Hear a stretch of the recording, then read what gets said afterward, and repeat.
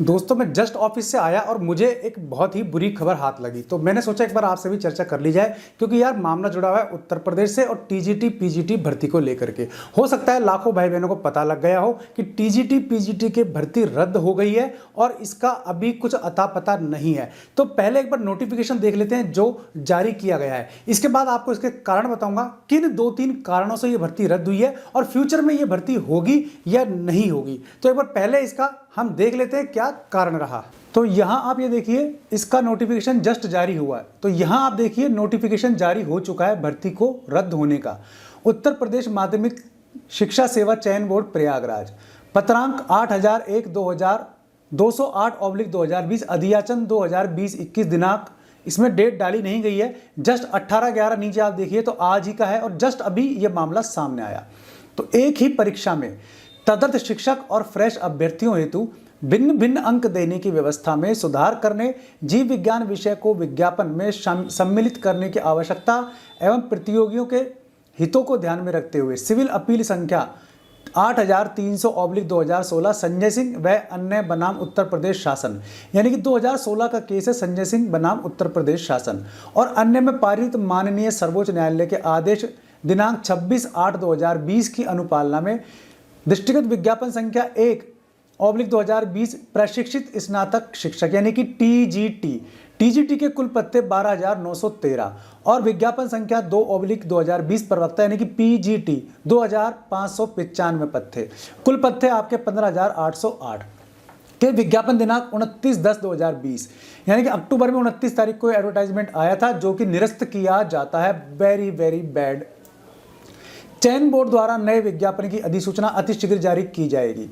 पहले ऑनलाइन आवेदन कर चुके अभ्यर्थियों को आवेदन करने की आवश्यकता होगी, किंतु पुनः शुल्क जमा नहीं कराना होगा। नीचे साइन है उप सचिव उत्तर प्रदेश माध्यमिक शिक्षा सेवा चयन बोर्ड प्रयागराज, और ये 18/11/2020 का नोटिफिकेशन है और जस्ट ये आप देख सकते हैं, लिंक मैंने इसका वीडियो के डिस्क्रिप्शन में दिया हुआ है। तो देखा आपने, ये कारण है भर्ती के रद्द होने का। 2 कारण है, पहला तो तदर्थ शिक्षकों और फ्रेश कैंडिडेट दोनों के लिए जो मार्किंग में अंतर किया गया था वो सबसे बड़ी इसमें बाधा बना।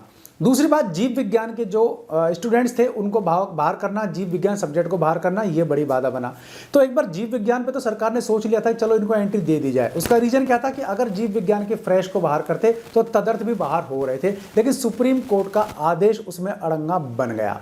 ठीक, तो ये 2 बड़े रीजन थे। सरकार ने इसमें समानता नहीं रखी, इस कारण में ये भर्ती रद्द हो गई है। और इसमें सबसे बड़ी प्रॉब्लम कि बीएड नहीं चाहिए, इस तरह की चीज नहीं चाहिए।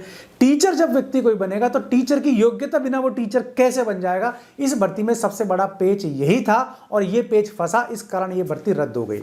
आगे क्या होना है इसमें आपको पता है कि एक बार जब कोई भर्ती रद्द हो जाती है कुछ नहीं कह सकते। आगे मान लीजिए अगर भर्ती निकलती है तो सबसे बड़ा इसमें रीजन क्या होने वाला है, फायदा ये होगा कि भाई मान लीजिए आपने आवेदन भर दिया तो आपको आवेदन तो दोबारा भरना पड़ेगा, लेकिन फीस आपको दोबारा जमा नहीं करानी। यानी कि सरकार अभी इस उम्मीद में है कि इसके इफ और बट्स को अलग किया जाए। सरकार ने इस भर्ती को रद्द करने के लिए राय ली है विधिक विभाग से। ठीक है, तो विधिक विभाग की राय लेने के बाद इस विज्ञापन को रद्द कर दिया गया है। कुल मिला के 15 से 20 लाख भाई बहनों को जो इंतजार था एक बड़ी भर्ती का वो निकली। 15,808 पद थे इसमें। टीजीटी पीजीटी भर्ती में यूपी टीजीटी पीजीटी रिक्वायरमेंट 2020-21 जो थी, इसमें 15,808 पद थे। टीजीटी के पद पीजीटी के पद दोनों के अलग अलग थे, अलग अलग सिलेबस जारी किया गया था। इवन दैट इनके लिए कोचिंग्स ने भी काफी बड़े बड़े विज्ञापन जारी कर दिए थे, बुक सेलर्स ने भी अपनी बुक सेल करना जारी कर दिया था, लेकिन फिलहाल मामला टल गया। लेकिन आपको हिम्मत नहीं हारनी, मैं आपको फिर बता रहा हूं कि हो सकता है विज्ञप्ति थोड़ा लेट आए लेकिन आएगी, क्योंकि सरकार को टीचर्स की भर्ती तो अल्टीमेटली करनी ही पड़ेगी। योग्यताओं में चेंज हो सकता है, योग्यता कभी भी एक ही पद के लिए अलग अलग नहीं हो सकती। यह नियम हमेशा से प्रॉब्लम देता रहा है और इसी की वजह से ये भर्ती रद्द हुई है। तो कुल मिलाकर ये जो सरकार का भर्ती निकालने का जो तरीका था बिल्कुल पूरी तरीके से अदूरदर्शिता को दिखा रहा है। मैं बार बार कहता आया हूं कि सरकारें भर्ती निकालती है केवल प्रोपेगेंडा करने के लिए, केवल दिखावे के लिए, और भर्तियां करती नहीं है। अगर सरकार वास्तव में सीरियस होती तो कभी कोई भर्ती कोर्ट में नहीं फंस सकती, कभी कोई भर्ती को इस तरह से रद्द करने की जरूरत नहीं पड़ती। विधिक विभाग की राय जो यार अब ली है वो पहले भी ले सकते थे।